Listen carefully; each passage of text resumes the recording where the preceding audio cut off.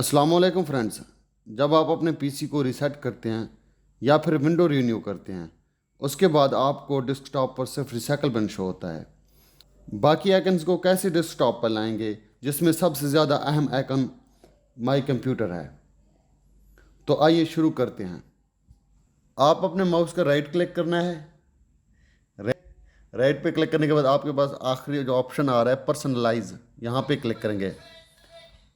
Personalise पे click करने के बाद आप थीम पे क्लिक करेंगे। थीम पे क्लिक करने के बाद आपने डेस्कटॉप आइकन सेटिंग पे क्लिक करना है।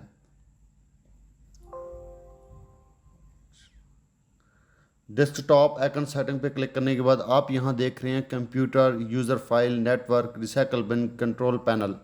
तो आपके सामने ये शो हो रहे हैं। जो भी आपके स्क्रीन पे शो हो रहा है यहाँ पे चेक है। जो अनचेक हैं वो स्क्रीन पे आपके डेस्कटॉप पे शो नहीं हो रहे। आपने जो जो आइकन को यहाँ अपने स्क्रीन पे शो करना है, जो जो आइकन को आप अपने डेस्कटॉप पे शो करना चाहते हैं, तो उसको आप यहाँ से चेक करेंगे। हम कंप्यूटर को चेक करेंगे, फाइल्स को भी, नेटवर्क को और कंट्रोल पैनल को भी। हम यहाँ सब पे अप्लाई कर देंगे।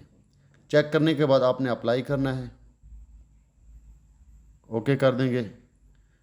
ये सब के सब आइकन आपके डेस्कटॉप पे अब शो होने लगेंगे, आप देख सकते हैं।